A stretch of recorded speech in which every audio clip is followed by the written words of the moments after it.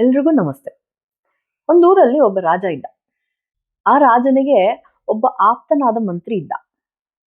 ಆ ಮಂತ್ರಿ ಇಷ್ಟು ಜಾಣ ಆಗಿದ್ದ ಅಂದ್ರೆ ಹಲವಾರು ವಿಷಯಗಳಲ್ಲಿ ಪಾರಂಗತನಾಗಿದ್ದ. ನಾವು ಒಂದು ವಿಷಯದಲ್ಲಿ ಮಾಸ್ಟರಿ ಮಾಡ್ಕೊಳ್ಳಕ್ಕೆ ಕಷ್ಟಪಡ್ತೀವಿ. ಅಬ್ಬಬ್ಬಾ ಅಂದ್ರೆ ಏನೋ ಒಂದೋ ಎರಡೋ ವಿಷಯದಲ್ಲಿ ಮಾಸ್ಟರ್ಸೋ ಸ್ಪೆಷಲೈಸೇಷನ್ ಮಾಡ್ಕೊಂಡಿರ್ತೀವಿ. ಆ ಮಂತ್ರಿ ಹಲವಾರು ವಿಷಯಗಳಲ್ಲಿ ಒಳ್ಳೆ ಜ್ಞಾನ ಪಡ್ಕೊಂಡಿದ್ದ.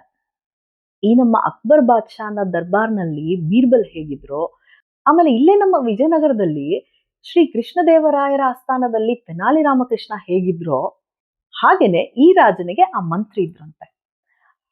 ಆ ಮಂತ್ರಿ ಇಷ್ಟು ಜಾಣ ಇದ್ರು, ಇಷ್ಟು ಒಳ್ಳೆ ಸಲಹೆಗಳನ್ನ ಕೊಡ್ತಿದ್ರು ರಾಜನಿಗೆ ಅಂದ್ರೆ ರಾಜನ ಬಲಗೈ ತರ ಇದ್ರಂತೆ. ಸೊ ಆ ರಾಜ ಆ ಮಂತ್ರಿಯ ಸಲಹೆ ಇಲ್ಲದೆ ಯಾವ ನಿರ್ಧಾರನೂ ಮಾಡ್ತಿರ್ಲಿಲ್ವಂತೆ. ಅಷ್ಟು ರಾಜನಿಗೆ ಒಂದು ಬಲಗೈ ತರ ಇದ್ರಂತೆ. ತುಂಬಾ ಏಬಿಲೆಸ್ಟ್ ಇದ್ರಂತೆ ಆಸ್ಥಾನದಲ್ಲಿ. ಸೊ ಹಾಗಿದ್ದಾಗ the very basic human nature ಅಲ್ವಾ, ಬೇರೆ ಎಲ್ಲಾ ಮಂತ್ರಿಗಳು ಆ ಮಂತ್ರಿನ ನೋಡಿದ್ರೆ ಈರ್ಷ್ಯೆ ಪಡ್ತಿದ್ರಂತೆ. ಬಿಕಾಸ್ ರಾಜನಿಗೆ ಅಷ್ಟು ತುಂಬಾ ಆಪ್ತನಾಗಿರೋದ್ರಿಂದ ಸೊ ಬೇರೆ ಎಲ್ಲ ಮಂತ್ರಿಗಳಿಗೆ ಅದು ಜಲಸ್ ಫೀಲ್ ಆಗ್ತಿತ್ತಂತೆ, ಒಂಥರ ಹೊಟ್ಟೆ ಕಿಚ್ಚು ಪಡ್ತಿದ್ರಂತೆ. ಬೇಸಿಕ್ ಮನುಷ್ಯನ ಸ್ವಭಾವ ಅಲ್ವಾ ಅದು. ಹೀಗೆ ಎಲ್ಲ ಚೆನ್ನಾಗಿ ನಡೆದಿತ್ತಂತೆ. ಒಂದಿನ ಏನಾಯ್ತು, ರಾಜ ಆಸ್ಥಾನದಲ್ಲಿ ಮಂತ್ರಿಗೆ ಹೇಳಿದ್ರಂತೆ, ಅಲ್ಲಪ್ಪ ನೀನ್ ನೋಡಿದ್ರೆ ಇಷ್ಟು ಜಾಣ, ಇಷ್ಟು ಬುದ್ಧಿವಂತ, ಇಷ್ಟು ವಿದ್ಯಾವಂತ, ಬಟ್ ನಿನ್ ಮಗ ಮೂರ್ಖ ಇದ್ದಾನೆ, ನಿನ್ ಮಗ ದಡ್ಡನಾಗಿದ್ದಾನಲ್ಲ ಅಂತ ಹೇಳಿದ್ನಂತೆ. ಆಗ ಮಂತ್ರಿಗೆ ಸ್ವಲ್ಪ ಬೇಜಾರಾಯ್ತಂತೆ. ಯೋಚಿಸಿದ್ನಂತೆ ಮಂತ್ರಿ, ರಾಜರು ಏನಕ್ಕೆ ಹೀಗೆ ಹೇಳ್ತಿದ್ದಾರೆ. ಅವಾಗ ರಾಜರಿಗೆ ಕೇಳಿದ್ನಂತೆ, ರಾಜರೇ ನೀವೀಗ ಹೇಳೋಕೆ ಕಾರಣ ಏನು, ಯಾವ ಆಧಾರದ ಮೇಲೆ, ಯಾವ ಬೇಸಿಸ್ ಮೇಲೆ ನೀವು ಹೀಗೆ ಹೇಳ್ತಿದ್ದೀರಾ, ನಾನ್ ತಿಳ್ಕೊಬೋದಾ, ನನ್ಗೆ ಸ್ವಲ್ಪ ವಿವರಿಸ್ತೀರಾ ಅಂತ ಕೇಳಿದ್ರಂತೆ. ನನ್ ಮಗ ದಡ್ಡ ಅಂತ ನಿಮ್ಗೆ ಹೇಗ್ ಅನ್ಸದ ಅಂತ ಕೇಳಿದ್ರಂತೆ. ಆವಾಗ ರಾಜ ಹೇಳಿದ್ನಂತೆ, ನೋಡು ನಾನು ಪ್ರತಿದಿನ ಪೇಟೆಗೆ ಹೋಗ್ತೀನಿ, ಮಾರ್ಕೆಟ್ಗೆ. ಅಲ್ಲಿ ಹೋಗಿ ಎಲ್ಲಾ ಪ್ರಜೆಗಳನ್ನೆಲ್ಲ ವಿಚಾರಿಸ್ತೀನಿ. ಹಾಗೆ ನಿನ್ ಮಗ ಅಲ್ಲಿ ಪ್ರತಿದಿನ ಬಂದಿರ್ತಾನೆ, ನಿನ್ ಮಗನ ಮೇಲ್ ಕರಿತೀನಿ. ಕರೆದ್ಬಿಟ್ಟು ಅವನಿಗೆ ಎರಡು ಕೈಯಲ್ಲಿ ಒಂದು ಬಂಗಾರದ್ದು ಒಂದು ಬೆಳ್ಳಿದು ನಾಣ್ಯ ಇಟ್ಕೊಂಡು ಕೇಳ್ತೀನಿ, ಯಾವ್ದು ಅಮೂಲ್ಯವಾದದ್ದಪ್ಪ ಅಂತ.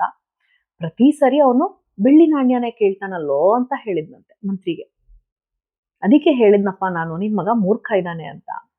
ಆವಾಗ ಇಡೀ ಆಸ್ಥಾನದಲ್ಲಿ ಇರೋಂತ ಎಲ್ಲಾ ಮಂತ್ರಿಗಳು ನಗಾಡಕ್ ಸ್ಟಾರ್ಟ್ ಮಾಡಿದ್ರು, ಜೋರಾಗಿ ನಗಕ್ ಸ್ಟಾರ್ಟ್ ಮಾಡಿದ್ರಂತೆ. ಆವಾಗ ಈ ಮಂತ್ರಿಗೆ ತುಂಬಾ ಮುಜುಗರ ಆಗಕ್ ಶುರು ಆಯ್ತಂತೆ. ಆದ್ರೂ ಹೇಗೋ ತಡ್ಕೊಂಡು, ಸರಿ ನೋಡೋಣ, ಮನೆಗೆ ಹೋಗಿ ನೋಡೋಣ ಅಂತ ಆ ದಿನದ್ದೆಲ್ಲ ಕೆಲಸ ಎಲ್ಲ ನಿರ್ವಹಿಸ್ಬಿಟ್ಟು ಎಲ್ಲ ಮುಗಿಸ್ಕೊಂಡು ಸಂಜೆ ಮನೆಗೆ ಬಂದಂತೆ.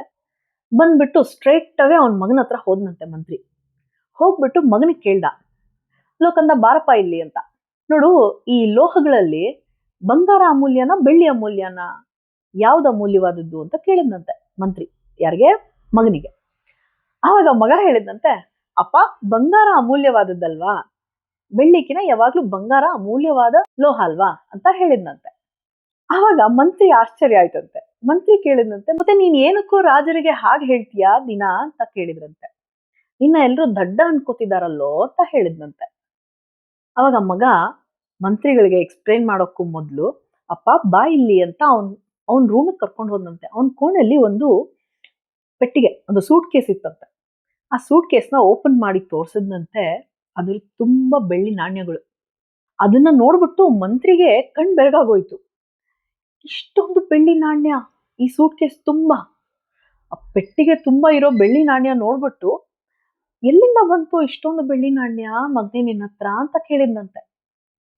ಆವಾಗ ಆ ಮಗ ಹೇಳಿದ್ನಂತೆ, ನಿಮ್ಗೆ ರಾಜರು ಆಲ್ರೆಡಿ ಹೇಳಿರ್ಬೇಕು ಅಪ್ಪ, ಪ್ರತಿದಿನ ನಮ್ಮ ರಾಜರು ಪೇಟೆ ಹತ್ರ ಬರ್ತಾರೆ, ಆವಾಗ ಎಲ್ಲ ಪ್ರಜೆಗಳನ್ನ ವಿಚಾರಿಸಿರ್ತಾರೆ. ನಾನು ಅಲ್ಲಿ ಹೋಗಿರ್ತೀನಿ ಅಪ್ಪ, ನನ್ನ ಕರೀತಾರೆ ಪ್ರತಿದಿನ. ಕರೆದ್ಬಿಟ್ಟು, ಕಂದ ಇದ್ರ ಎರಡರಲ್ಲಿ ಯಾವ್ದು ಅಮೂಲ್ಯ ಅಂತ ಎರಡು ಬೆಳ್ಳಿದು ಬಂಗಾರದ ನಾಣ್ಯ ಇಟ್ಕೊಂಡಿರ್ತಾರೆ ನನ್ ಮುಂದೆ. ನಂಗೆ ಕೇಳ್ತಾರೆ, ನಾನು ಅವಾಗ ಬೆಳ್ಳಿದು ಅಂತ ಹೇಳಿದ ತಕ್ಷಣ, ನೀನ್ ಇವತ್ತು ಸೋತೆ ಕಣೋ ಅಂತ ಹೇಳಿ ನನ್ನ ಕೈಲಿ ಬೆಳ್ಳಿ ನಾಣ್ಯ ಕೊಟ್ಟು ಹೋಗ್ಬಿಡ್ತಾರೆ ಅಪ್ಪ. ಅವಾಗ ನಾನು ಸರಿಯಾದ ಉತ್ತರ ಕೊಟ್ಬಿಟ್ರೆ ಅವ್ರು ಕೇಳೋದ್ ನಿಂತು ಬಿಡುತ್ತೆ.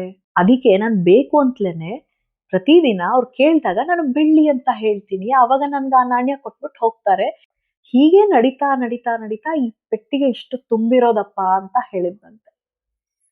ಅವಾಗ ಮಂತ್ರಿಗೆ ಖುಷಿ ಆಯ್ತಂತೆ, ನಕ್ರಂತೆ.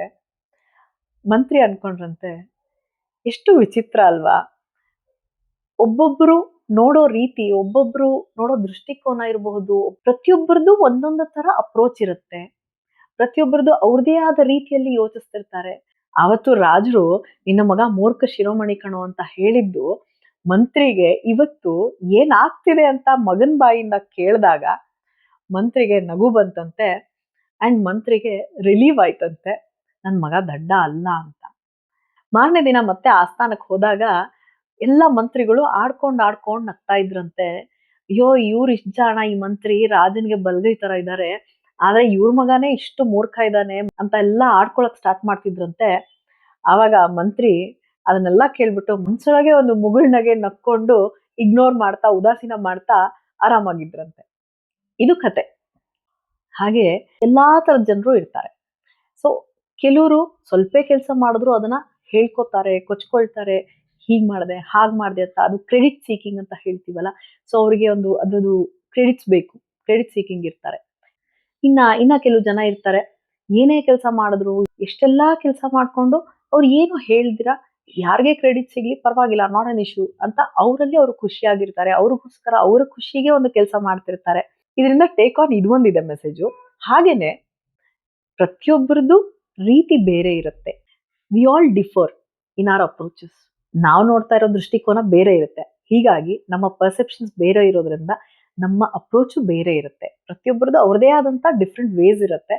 ಸೊ ಯಾವತ್ತೇ ಆಗ್ಲಿ ಯಾರನ್ನಾದ್ರೂ ಜಡ್ಜ್ ಮಾಡುವಾಗ ಇವ್ರು ಮೂರ್ಖ ಅಥವಾ ಇವ್ರು ಜಾಣ, ಇವ್ರು ದಡ್ಡ, ಇವ್ರಿಗೇನು ಗೊತ್ತಾಗಲ್ಲ ಅಂತ ಇನ್ನೊಬ್ಬರನ್ನ ಜಡ್ಜ್ ಮಾಡುವಾಗ ಸ್ವಲ್ಪ ಹುಷಾರಾಗಿರಿ, ಯೋಚಿಸಿ ಆಮೇಲೆ ಮುಂದೆ ಸಾಗಿ.